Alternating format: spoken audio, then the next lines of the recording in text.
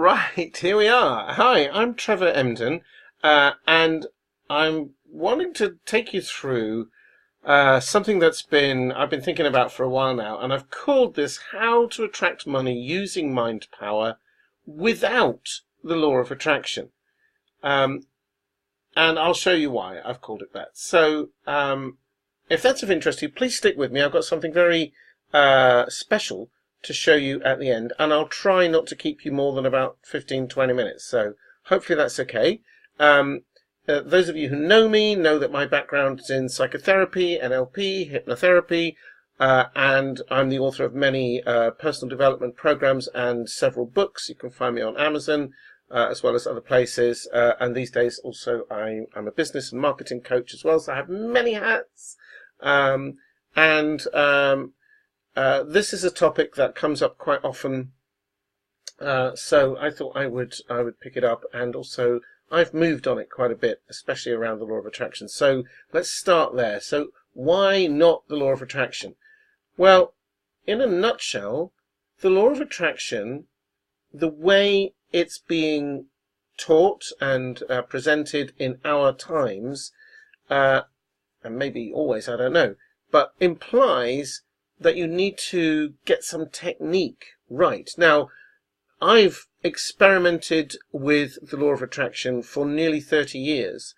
And at best, I can say that I had random results, which is not how a law works. A law is a law. Law of gravity doesn't work some days, or I walk into another room and start floating around because, oh, I forgot to switch the gravity on in here, or I'm not doing the technique right. A law is a law, should always work.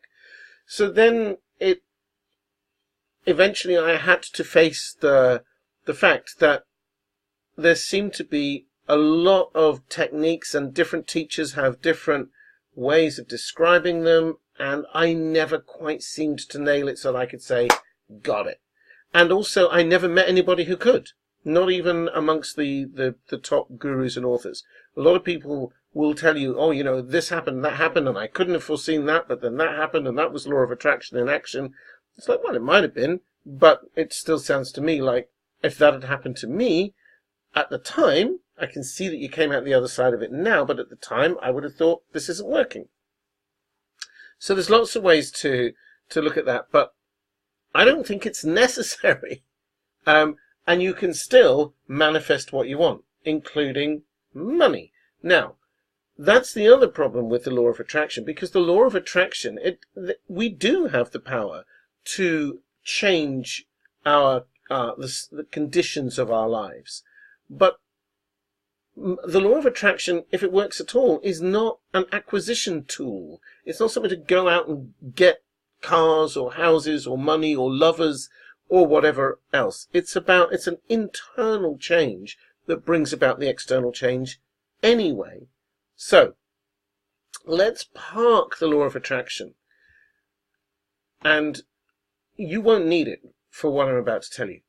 And you will still be able to attract money using the power of your mind. It's understanding what your mind's power really is. So, but before we can get there, we have to look at what money really is. So, let me ask you a simple question. If you have a car, what's it worth? It's okay, you don't need to tell me, but just think in your mind, what's my car worth? Now, you may or may not have a rough idea. You may know exactly.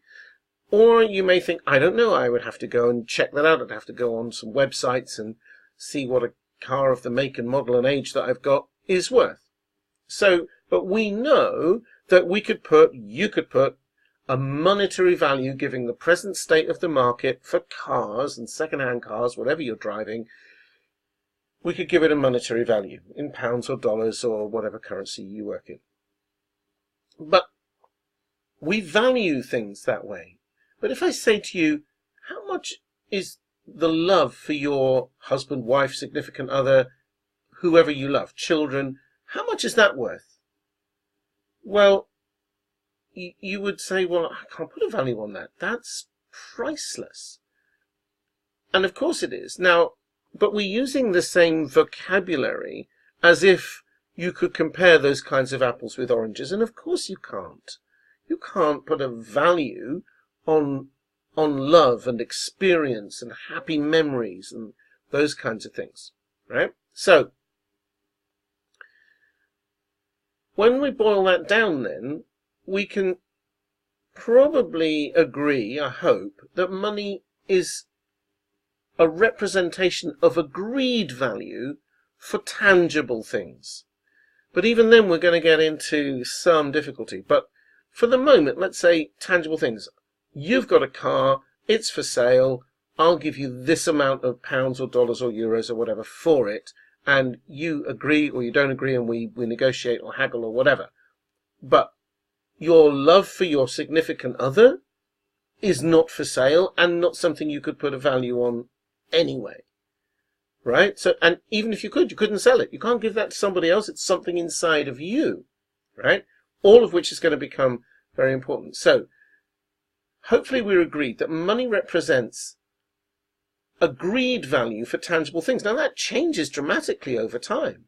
I think I wrote in a blog post I wrote a while ago, having done a bit of research, that a loaf of bread has risen. I think it has risen. Loaf of bread. I think that between 1914 and 2014. I think it was. It might have been 1904 and 2004. I can't remember. But it was that 100-year period. The price of a loaf of bread in the United Kingdom, and probably everywhere else, rose around about 11,000%. That's absurd, right? How can anybody value a simple daily basic so differently over time? It was like 1 penny, and then now it's like 11,000 pennies, whatever that is. So it doesn't make sense. And yet we accept it. And now, and you know, when I was a child, what my dad got paid in a month wouldn't now. What he got paid in a month? Yeah, what he got paid in a month?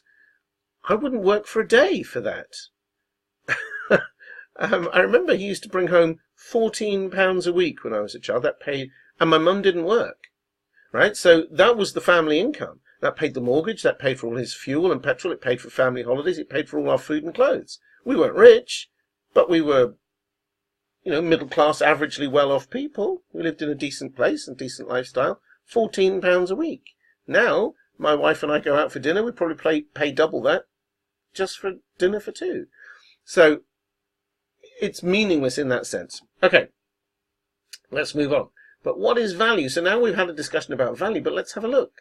Because value equals difference. Now, I've put here cans of beans and Ferraris, right? So, what I mean by difference is when we buy something, if you put yourself, it's much easier to see money if you put yourself in the shoes of the consumer, because we're all consumers, right? We're all customers.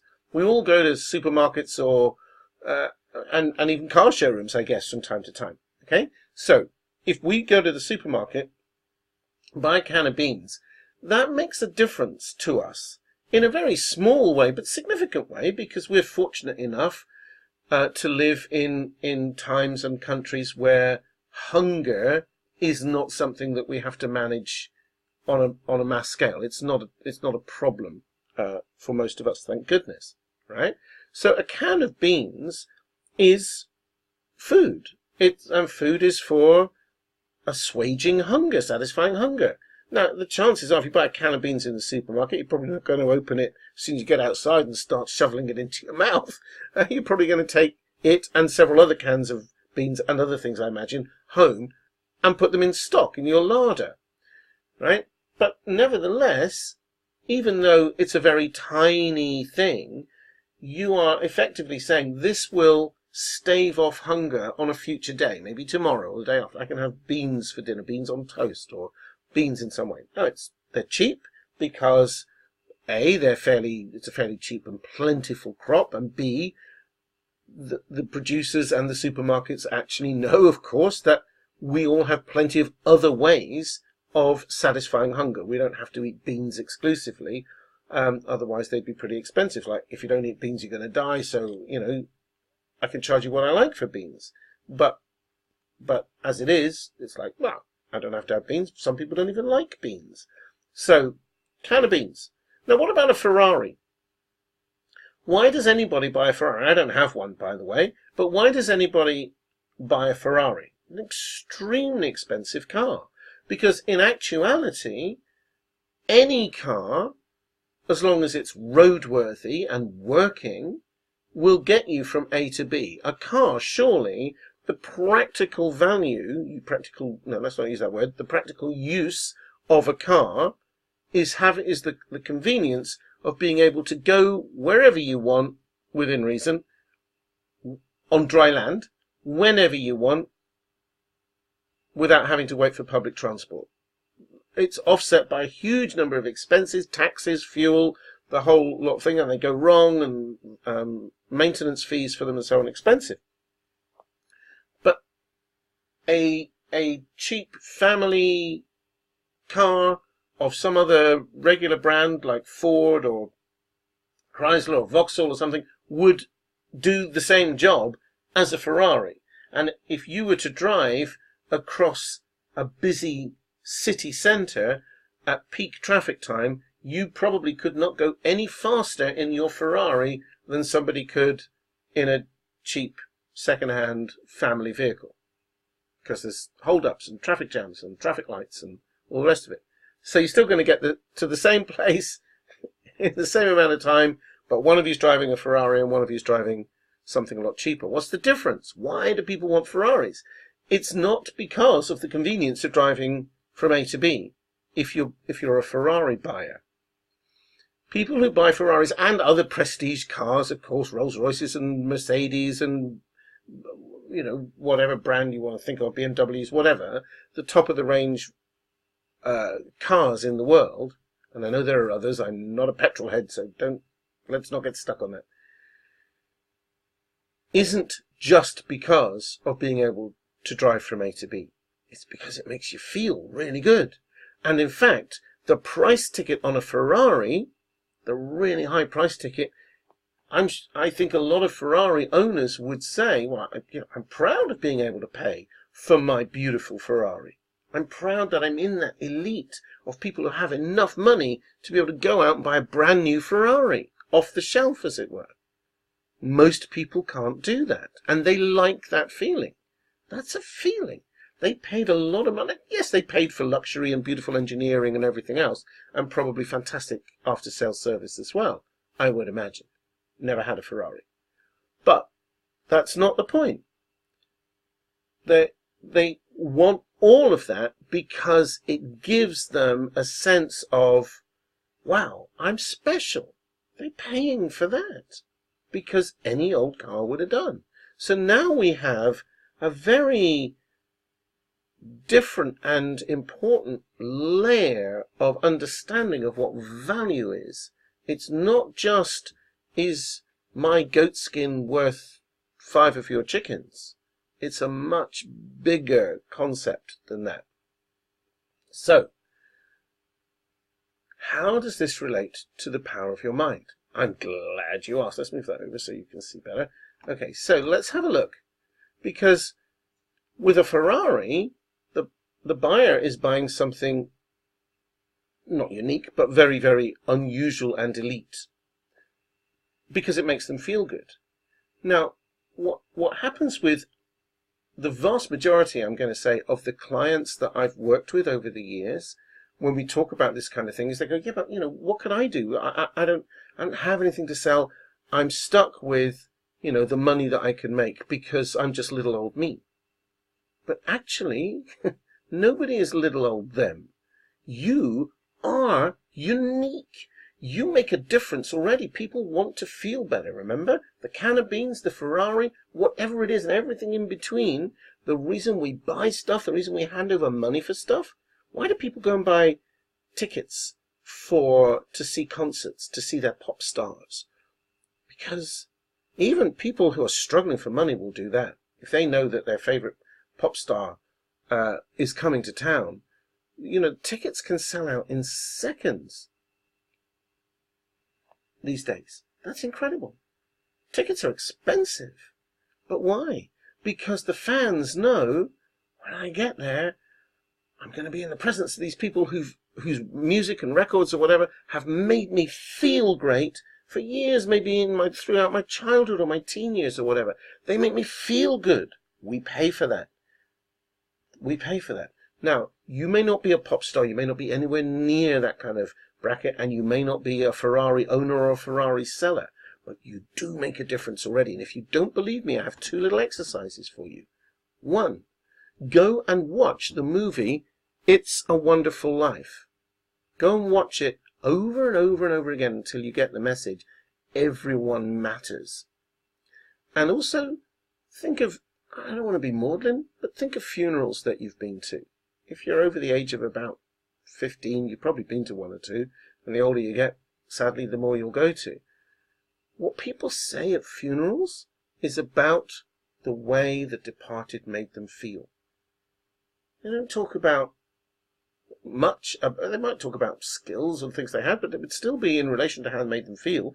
They certainly don't refer to how much money they had in the bank or how many hours they spent at the office. They talk about how the departed made them feel. And one day, people will talk at your funeral and at mine about how we made them feel. You're already making a difference. The only thing you need to do is recognize that and bottle it in some way, because clearly you're not going to say, well, okay, I love my wife, and now she can pay me for that love. That would be absurd and crass, and trust me, my wife wouldn't anyway. So, I'm happy to give it to her for free. So, as I'm sure you are. But your mind power, what you're not recognizing is your uniqueness. And actually, from a business point of view, I told you I do that as well. That's becoming more and more and more important for business owners, because the need to recognize personal branding is a whole subject in itself. So let's talk about how this all comes together and how you can actually attract more money right now. So let's go through the scenario. So if you're thinking you need to attract more money, it's because you don't have enough money. So what do you generally do? Well, you worry. What am I going to do? What am I going to do? What am I going to do? And you look at what you think you can do. I can't get a rise. All the overtime at work is used up. I emptied the cookie jar last week, that was on the mantelpiece in the kitchen or whatever, right? So there is no more money available. Maybe you go and buy a lottery ticket. Well, you probably just lost a pound or $1 or 2 there, because the odds against you winning are millions to 1. As you know that already. Yeah, it might be worth a punt, but the chances are that is going to come to nothing. It's going to be a useless piece of paper. So you think and you look and you think and you look and you think and you look, and you screw up your face and you screw up your mind and you screw up yourself trying to figure out, what am I going to do? What am I going to do? What am I going to do? The answer isn't going to come that way. You knit your brow. But what you're doing is thinking inside a box. Now, you and I have both heard often, think outside the box. But just how do you do that? How can you think outside a box when the only thing you know, everything you know, is inside of a box? You only know wherever you are. Let's say you have a regular 9-to-5 job of some kind, and you have a certain amount of money, and you have a certain amount of savings or no savings or whatever. You've sold everything you can think of selling without actually leaving yourself with no roof over your head, whatever it is. That's your box. Well, what else can I do? There is nothing else. So you're in the box. So how do you think outside of that box? And the more you try, the more you screw up your face, and the more you try to use the law of attraction, the more you visualize. Because what are you doing when you're visualizing? Or using affirmations or whatever the techniques are that you're thinking might work, like magic spells. You're actually, like 2 sides of a coin, you're picking up the problem with what you think is the solution. In the same way that you can't pick up the head of a coin without the tail coming with it. So, you say, this might work, I hope this works. It's not going to work, because all you're doing is just focusing more on the problem, and you're still inside the box.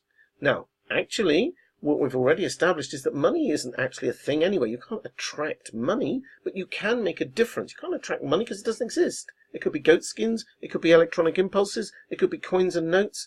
It's just tokens of value, how people value the difference that you're making. That's what it is. However they give it to you. If you're a performer, or if you go and see a performer, let's say that it's a singer, when they sing on the stage, the audience will applaud. That's a way of paying them. It's saying, I like what you did, you made me feel good. They can't all get up and go, thank you, thank you, thank you, thank you, because there are like 50,000 people in the audience. But everybody can applaud.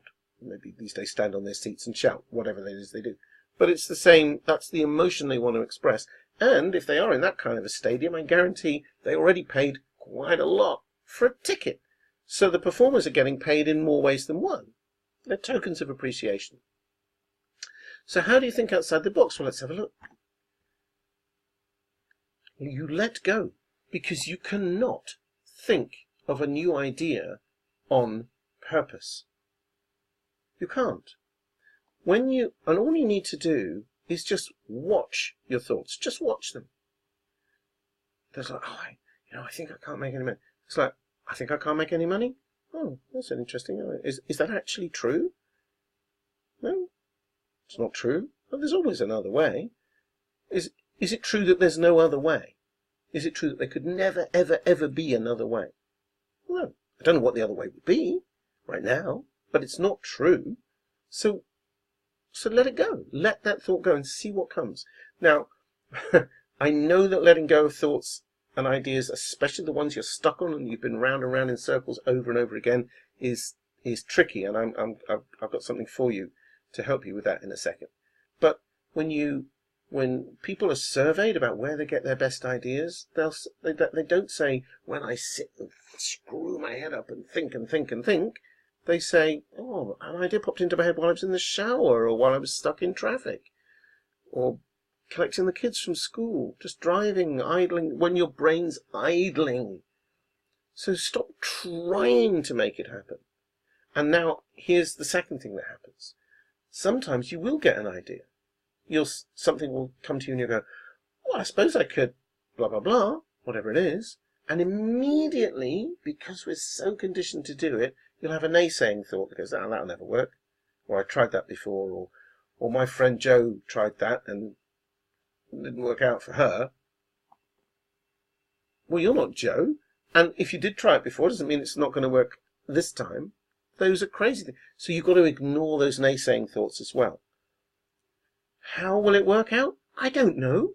But when you get an idea that feels good, it's got to feel good. It's got to like, I don't know. It might be a bit risky, but it's kind of exciting. As long as nobody else is getting hurt, give it a whirl. What happens next? I don't know, and you probably don't either. But that's okay, because you just follow the next breadcrumb. Something else will show up. Well, I did that, and then, that happened. Or this person rang me up, or replied to my email, or somebody told me that the next thing I should do is blah, blah, blah, blah, blah. Oh, now you're beginning to get a little trail. It's like driving in the dark. You know where you want to go, but your headlamps will only see, 200, 300 yards in front of you, but you can still get thousands of miles that way. Right? So, I know that it's tricky to let go of thoughts that have been inside the box for a long time. So, I want to tell you about this. I have a program called Stop Worrying and Grow Rich. Now, it's not expensive, but it's to address exactly this problem, because I recognized this a long time ago. You cannot worry about money or your money situation and at the same time expect to attract money. Your mind is actually repelling it, not attracting it. You're like, what am I going to do? What am I going to do? I haven't got any money, I haven't got any money. That's not helpful. So what I've done, because my background's in NLP and hypnotherapy, I've put soothing hypnosis into this program. There's a book. It's not very long, but there's a book that explains how the system works, and there are some recordings and audios to naturally replace those naysaying thoughts, so they just wash away from your mind. And then what will happen is you discover the limitless resource of abundance that's within you, because money comes from inside you. It comes from you making a difference in some way, small, big, medium, large, it doesn't matter. When you make a difference, and people go, oh, I want some of that. How much? They'll just ask you, where do I sign? Who do I make the check to? Right?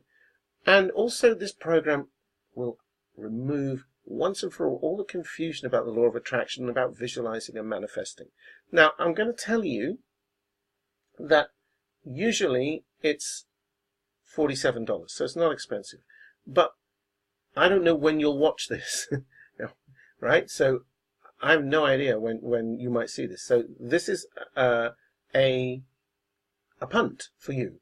But if you go to wizardofwisdom.com/lucky50 offer, that will take you to a page where there is a coupon that will take that price down quite a lot, but only for the first 50 people. So I might have given you a bit of luck today as well. Okay? So if that interests you, just go and have a look anyway. I mean, of course, just have a look at it's all described on the page, what's inside and what to expect. But just go to wizardofwisdom.com/lucky50 offer, like you can see on the screen here, and you can pick up that program. And if you're one of the first 50, that coupon will still work, and you can get a hefty discount from it. So I hope that's been inspiring and helpful. You are the power that attracts money. You do not need a technique, a law of attraction technique. You just need to know that an idea will develop. You can follow it. And all you have to do is make a difference to someone, or lots of someone's, right? And people will give you money. It's a thank you note. And on that note, I thank you for watching and being here. And see you next time.